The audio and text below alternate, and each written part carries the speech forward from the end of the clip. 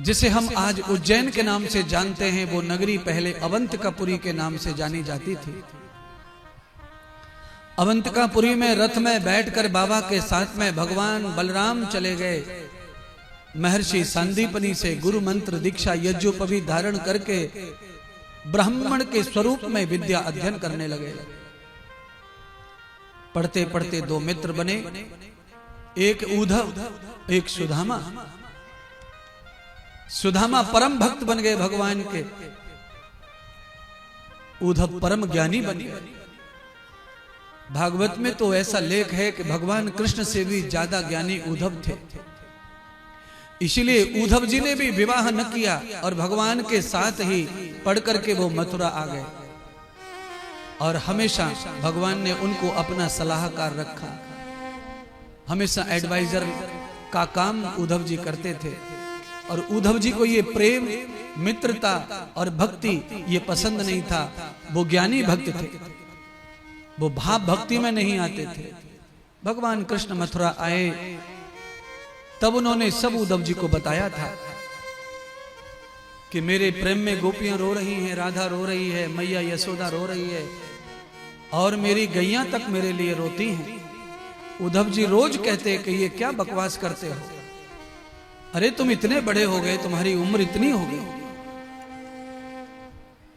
और आज भी तुम ये कहते हो कि लोग तुम्हारे लिए रोते हैं, तुम्हारी याद करते हैं, तुम्हारी याद में खाना नहीं खाते। उद्धव जी इन बातों को नहीं मानते तो भगवान ने कहा जाओ एक बार ब्रज देखाओ। उद्धव जी रथ लेकर ब्रज में गए तो देखा कृष्ण जो कह रहे थे उससे 1000 गुना करुणा, दुख, पीड़ा, प्रेम, अनुराग, यादें उद्धव जी को दिखाई दी। यशोदा मैया पालने पे सिर रख के ही उस दिन से आज तक रात भर पालने को ही झुलाती रहती है, पागल हो गई है। गोपियां यमुना की ओर जहां से कृष्ण आए मथुरा, वहां देखती देखती आंखें खोल हो गई, आंखें अंदर चली गई। गैया पूरी हड्डियां निकल आई हैं, गाय पानी भोजन सब छोड़ दिए हैं। ऐसा मोह बंधुओं ये कथा ही नहीं है, ऐसा मोह आज भी हो जाता है। आप कोई पिल्ला पाल लो, कुत्ता पाल लो, गाय पाल लो, अगर वो चला जाए, मर जाए तो आंसू निकलते मालिकों के, रोना आ जाता है। अपने घर कोई अच्छा मेहमान आ जाए, उससे प्रीत हो जाए, उसको जाने से रोना आता है, मानो सब कुछ अपना खत्म हो गया, कुछ शेष नहीं रह जाता है। प्रेमी के साथ, अच्छे आदमी के साथ हमारा सुख भी चला जाता है।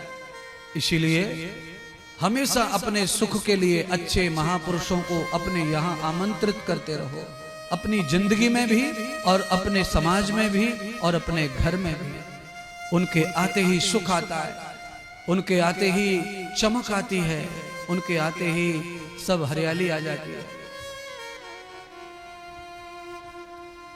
मैं तो कोई महान नहीं हूं, फिर भी मैं जैसा हूं उसको देख के भी इतना आनंद तो मिल ही रहा है। इतने लोग तो आनंद ले रहे हैं, सुख भोग रहे हैं, प्रसन्न हो रहे हैं, अंदर से चिंताएं मुक्त हो रही हैं।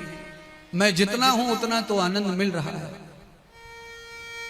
इससे भी बहुत बड़े बड़े महान पड़े दुनिया में। इसलिए कहीं से भी शुरुआत करो, वहीं से कुछ न कुछ अच्छा हो जाता है। अनुसुईया माता ने छोटे छोटे संतों की सेवा शुरू कर दी परिक्रमा में। उसी की सेवा का फल हुआ कि एक दिन ब्रह्म ऋषि नारद भी पहुंच गए परिक्रमा में और दर्शन हो गया अनुसुईया का। जब हमारी श्रद्धा छोटे बड़े महात्माओं में हो जाती है तो बड़े बड़े महात्मा, बड़े बड़े ऋषि भी हमारी जिंदगी में अपने आप आ जाते हैं। पर हमारी निष्ठा कहीं से शुरू होनी चाहिए, हमारी सेवा कहीं शुरू होनी चाहिए, हमारी आस्था कहीं जुड़नी चाहिए।